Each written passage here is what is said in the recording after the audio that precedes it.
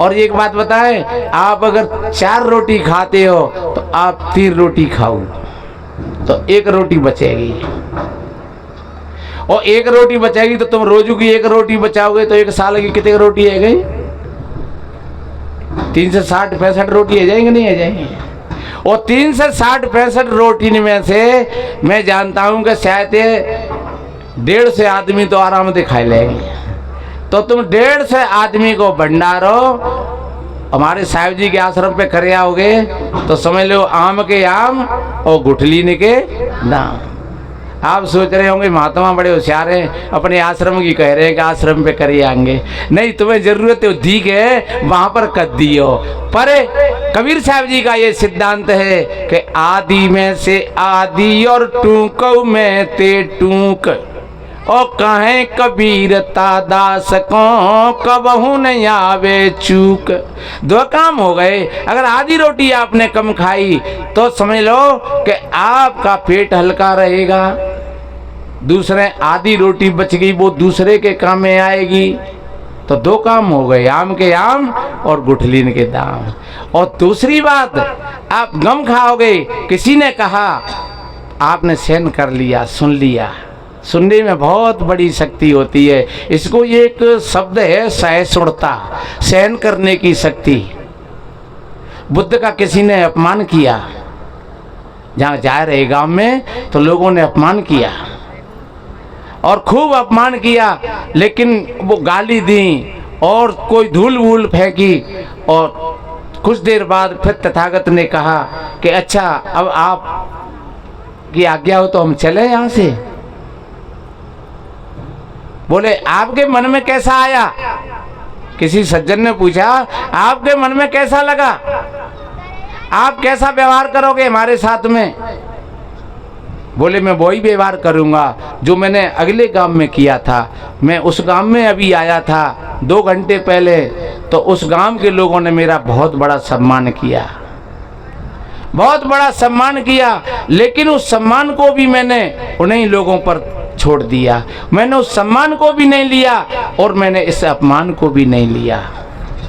ध्यान रखो, सम्मान दोनों तरफ से बनता है। एक तरफ से अगर गाली दी है किसी ने और दूसरी तरफ से अगर व्यक्ति चुप है, शांत है, तो सम्मान नहीं बढ़ेगा आगे।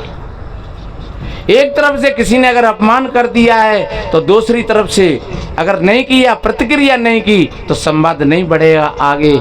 ये साधुता का लक्षण है। हमारे महान पुरुषों ने, लोग बाबा साहब की बात कहते हैं बहुत बहुत और हम सुनते हैं रोज, लेकिन बाबा साहब के अंदर में कितनी सहिष्णुता थी। लोगों ने पानी नहीं पीने दिया, कोई बात नहीं, लोगों ने गाड़ी से उतार दिया, कोई बात नहीं, कितनी सहिष्णुता थी, लेकिन जवाब एक एक बात का दिया था अपने कलम और अपने विद्वता के हिसाब से। अगर वो लाठी लेकर के लड़ जाते तो कोई बुद्धिमत्ता नहीं होती और आज इस जगह पर आपको ला करके खड़ा नहीं कर देते। वो सारी चीज़ों को, सारे अपमानों को सहन करते हुए और अपने लक्ष्य की तरफ वो बढ़ते गए। तो हमें भी अपने लक्ष्य की ओर बढ़ते ही चलना चाहिए, हमें इन छोटी मोटी बातों की तरफ नहीं देखना चाहिए। तो आपके परिवार में भी खुशहाली रहेगी, आपका परिवार अच्छा चलेगा, बढ़िया चलेगा और आपके जीवन में सुख और शांति की धारा बहेगी। जिस भजन को मैं बोल रहा था उसकी अगली पंक्ति में ये बात बताई है, देखिए। पेट भरने को दुनिया में पशु भी पेट भरता है, पेट भरने को दुनिया में पशु भी पेट भरता है।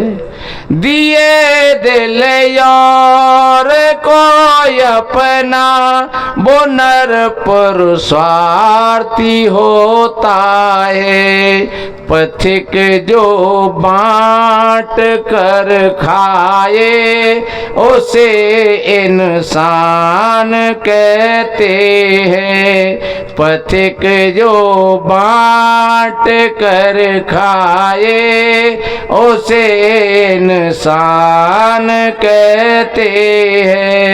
किसी के काम जो आए उसे इंसान कहते हैं, पराया दर्द अपनाए उसे भगवान कहते हैं। आपने कुत्ता, दो कुत्तों के बीच में एक रोटी डाल दो, दोनों मर जाएंगे, न बुबाई खान देगो और न बुबाई खान देगो। और एक चींटी को एक टुकड़ा मिल जाए तो उसका परिवार इकट्ठा कर लेगी कि चलो ले चलो घर पे खाएंगे। अगर क्रूरता सीखनी है तो कुत्तों से सीख लेना, और अगर समता भाव सीखना है तो फिर चींटी से सीख लेना। चींटियों के अंदर में कितनी समता होती है और कुत्तों के अंदर में कितनी विषमता होती है। तो मेरे बहन भाइयों, त्याग का मतलब ये नहीं होता है कि कोई घर को छोड़ करके चला जाए। त्याग का मतलब ये होता है हमेशा दूसरों को खिलाने के लिए हाथ बढ़ाते रहे। हाँ चलिए, आओ भैया, अरे आओ जी चाय पी ले हो, अरे आओ भैया, अरे भाभी जी आओ बैठ ले हो, अरे भैया आओ आओ दादा बैठ लो पानी पी लो, अरे कम से कम मान सम्मान दे हो, अरे कम से कम एक लोटा पानी का पिलवा दे हो, अरे कम से कम ये कह दो आओ साहब बैठ ले हो, तो समझ लो आपने बहुत कुछ दे दिया। अगर आपके देने का भाव होगा, और एक बात बताएं, आप देने का भाव आपके अंदर में बढ़ता गया बढ़ता गया।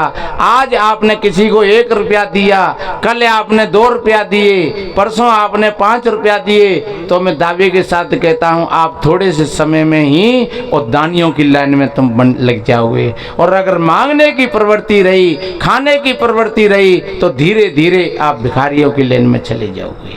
मांगते रहो जीवन भर, मांगने से कभी पूर्ति नहीं पड़ती है और देने से कभी घटता नहीं है, ये ध्यान रखो। ज्यों ज्यों खर्चे त्यों त्यों बढ़े, चाहे बाहर का धन हो और चाहे भीतर का धन हो। इसलिए मेरे बहन भाइयों, अपने जीवन को बढ़िया बनाने के लिए मैंने निवेदन किया, ज़्यादा ऊपर और नीचे की बात ना कह करके 2-3 उदाहरणों के साथ हमें अपना जागृत होकर के होश के साथ अपना जीवन जीना चाहिए। एक तो वो व्यक्ति था जो पी कर के और सुअरिया को कह रहा था पप्पू की मम्मी, उसका भी जीवन था। एक वो व्यक्ति था जो सोता सोता कह रहा था कि मैं सब जानता हूँ, मैं सब जानता हूँ, मैं सब देख रहा हूँ। सज्जनों, एक वो लड़की थी जो पति को वो नीचे दिखाना चाहती थी, लेकिन जब जागृत हो गई तो उसके अंदर में भी वो पॉजिटिव भाव प्रकट हो गया। एक वो व्यक्ति था जो वास्तव में ही जिसने ये समझाया, अरे गमतों में ये मजा, कि हमें क्या करना चाहिए। जीवन में कई प्रकार की घटनाएं होती हैं, समस्याएं होती हैं, तो इन समस्याओं से कभी घबराना नहीं चाहिए। धारिये धीरज पाइये पारू, ना तो डूबे सकल परिवारू, जो पिया बिने सुनो तुम मोरी, राम लखन सिया मिले बहोरी। ये धैर्यता का प्रतीकात्मक है कौशल्या। राजा दशरथ को मूर्छा आ जाती है और कौशल्या उनको जगाती है। कौशल्या के अंदर में धैर्य था तो राम आए और राजा बने, सब काम बेई भये, और दशरथ जी के अंदर में धैर्य नहीं था तो वो मर गए। तो इसलिए मेरे भाई बहनों, अपने जीवन को बढ़िया बनाने के लिए, अच्छा बनाने के लिए, और इन उदाहरणों को, ये आदर्श कहानी है, इन कहानियों को तुम अपने जीवन में धारण करोगे और यहाँ संकल्प लेकर के जाओगे तो आपका भी जीवन बढ़िया बनेगा।